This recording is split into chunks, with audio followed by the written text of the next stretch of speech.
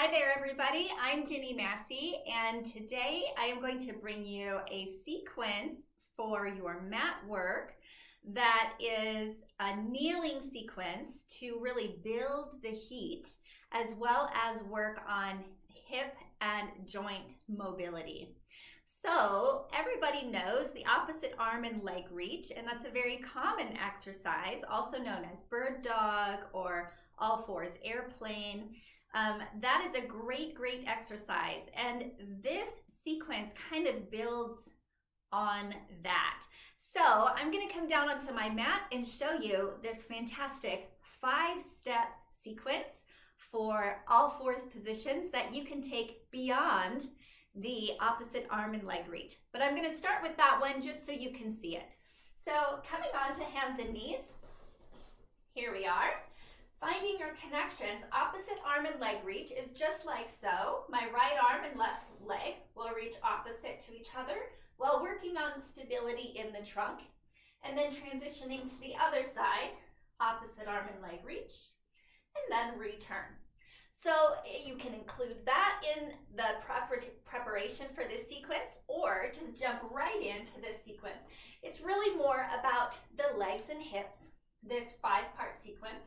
So the first in the sequence is to extend one leg out long, hold the leg, flex the foot, and now take a lower and lift of the leg. So the leg will go down, tap the mat, and lift. Down, tap, and lift. Now, number of repetitions is really up to you.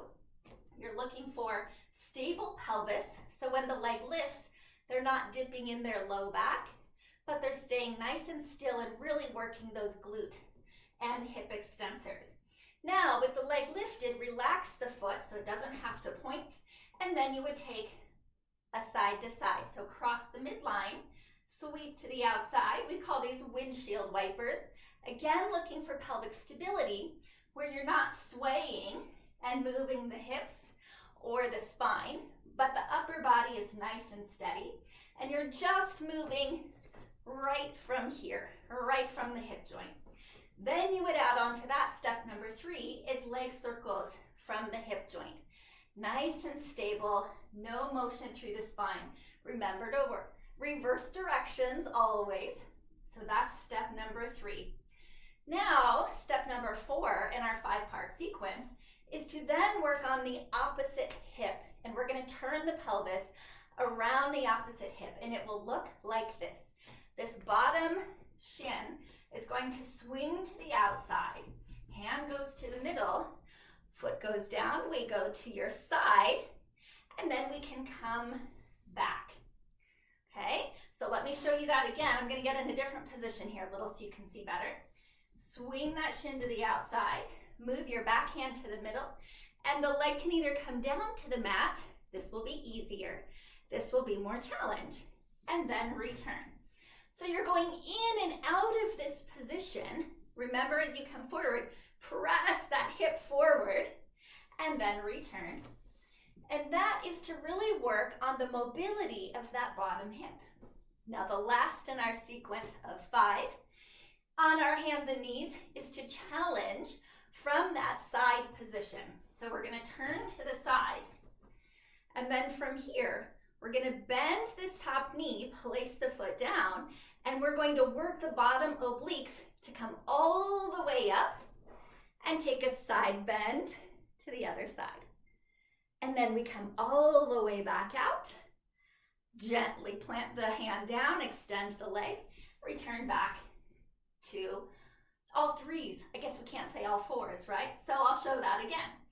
Spin the back leg, hand to the middle, other hand to the sky, bend the knee, plant the foot, come all the way up, counter stretch, and then control the descent, extend the leg long, and return back down.